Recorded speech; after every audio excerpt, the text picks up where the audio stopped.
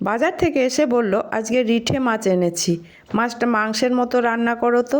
আর এই মাছটা একটু বেশি সেদ্ধ হয়, বেশিক্ষণ ধরে সেদ্ধ করবে। মাছের মধ্যে লেজা মাথা পিস সবই আছে। এবারে মাছগুলোর মধ্যে নুন হলুদ অল্প একটুখানি তেল মাখিয়ে রাখলাম, তারপরে কড়াইয়ে তেল দিয়ে মাছগুলো মোটামুটি করে ভেজে নিচ্ছি। মাছগুলো ভাজা হয়ে গেছে, এবার তুলে অন্য একটা পাত্রে রেখে দিচ্ছি। আর ওই কড়াইয়ের মধ্যে আরও খানিকটা তেল দিয়ে তার মধ্যে ফোড়নে দিয়ে দিচ্ছি 5 ফোড়ন, শুকনো লঙ্কা আর তেজপাতা। আর আমি মাংসের মতো রান্না করব, তাই আলুগুলোকেও মাংসের মতো কেটে নিয়েছি। এবার আলুগুলোকে আমি ভেজে নিচ্ছি।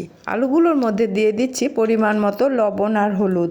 লবণ ও হলুদ দিয়ে আবারও ভালোভাবে কষিয়ে নিচ্ছি। আর আমি এখানে একটা মশলা করেছি, পেঁয়াজ, আদা, রসুন, টমেটো, শুকনো লঙ্কা, কাঁচা লঙ্কা, ধনে আর জিরে।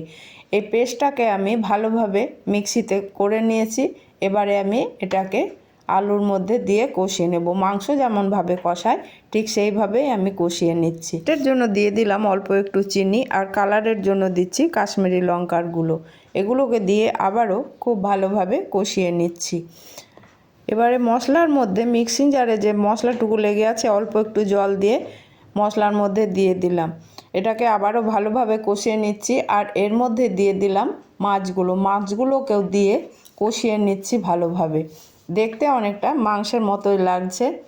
আমার খুব তাড়া আছে, মেয়ে দুপুরবেলায় খেয়ে হোস্টেলে চলে যাবে, তাই মাছটা কড়াইয়ে করতে সময় লাগবে। তাই আমি প্রেসার কুকারের মধ্যে ভরে দিলাম। প্রেসার কুকারে 3-4টে সিটি দিলে মাছ ও আলু দুটোই নরম হয়ে যাবে এবং দেখতে একেবারে মাংসের মতো হয়ে যাবে।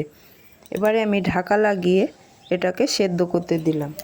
এবারে আমি ঢাকাটা খুলে নিচ্ছি। দেখুন, দেখতে একদম মাংসের মতো মনে হচ্ছে যেন খাসির মাংস রান্না করেছি।